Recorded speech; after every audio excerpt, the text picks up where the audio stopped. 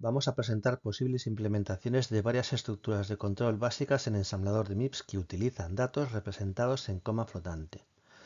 Nos vamos a centrar en la Release 5 de la arquitectura MIPS 32.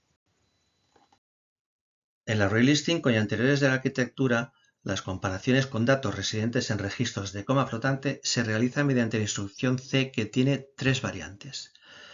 La primera es C.lt, que compara dos registros de coma flotante para ver si el primero es menor que el segundo y actualiza un flag del registro de estado de acuerdo con el resultado de dicha comparación, poniéndolo a 1 si es cierta o a 0 si es falsa.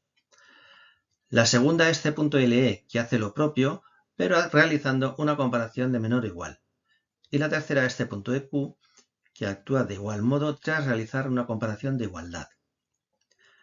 Después de actuar sobre un flag determinado mediante alguna de las variantes de la instrucción C, la instrucción bc1t produce una ramificación si el contenido del flag es 1, mientras que bc1f lo hace en caso de que el flag contenga un 0. Vamos a analizar una pequeña estructura if-else de C y dos posibles alternativas equivalentes en ensamblador de MIPS. Para comparar las variables x e y, las cargaremos en sendos registros de coma flotante y después utilizaremos la instrucción C. Como esta instrucción no puede realizar comparaciones de mayor o igual, tendremos que recurrir a la comparación de menor o igual invirtiendo el orden de las variables o en este caso de los registros, dado que preguntar si x es mayor o igual que y es lo mismo que preguntar si y es menor o igual que x. Para efectuar la ramificación tendremos dos opciones, usar bc1t o bc1f.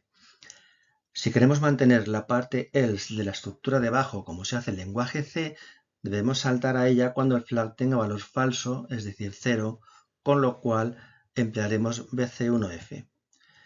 De este modo, la parte cierto o then irá adelante y la parte else detrás.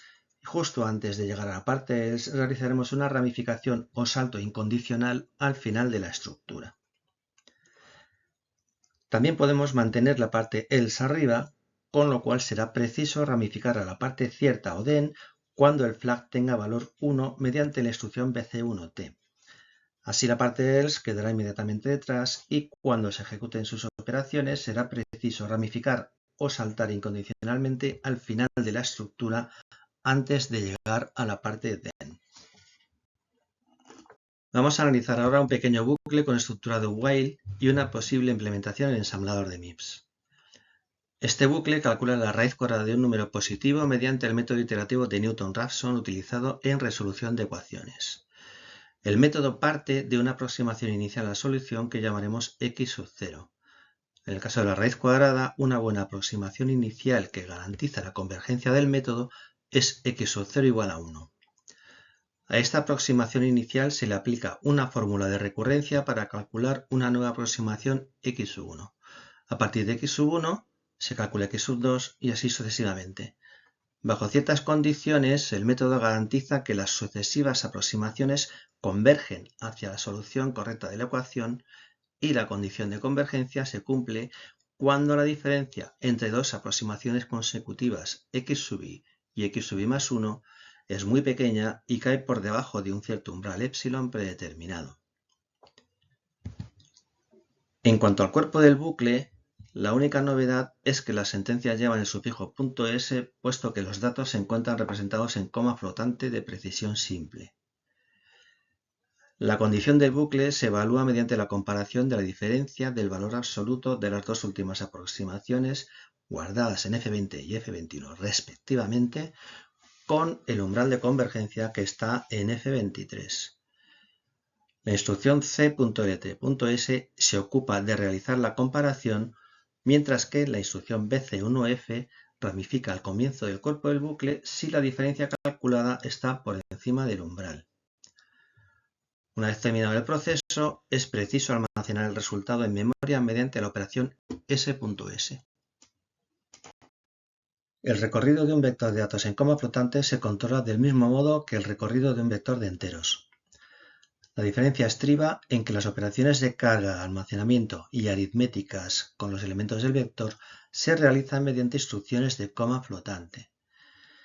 En la diapositiva se presenta una solución para un algoritmo sencillo de recorrido de un vector de datos en coma flotante de precisión simple mediante un bucle for con índice creciente. Una vez cargados los datos de entrada, antes de entrar en el cuerpo del bucle se incluyen las operaciones de inicio. A continuación se evalúa la condición y eventualmente se realiza una ramificación para salir del bucle. Después se incluyen las operaciones que constituyen el cuerpo del mismo. Detrás se encuentran las operaciones de actualización del bucle y seguidamente se incluye una ramificación incondicional hacia atrás para evaluar de nuevo la condición. Para terminar, se sincronizan los registros con las variables de memoria, aunque el índice del bucle a menudo no se sincroniza por no ser necesario, como sucede en este ejemplo. A la derecha se muestra una nueva versión del bucle en la que se ha aplicado la optimización de eliminación de la variable de inducción, que era el índice del bucle, junto con la optimización de movimiento de código. La estructura del bucle es similar. Tras cargar los datos de entrada, el bucle comienza con las operaciones de inicio, después van la evaluación de la condición y la ramificación condicional. Al final, el cuerpo del bucle, las operaciones de la actualización y la ramificación incondicional hacia atrás. Igual que antes, lo último del todo es sincronizar registros y variables con objeto de almacenar en memoria el resultado final.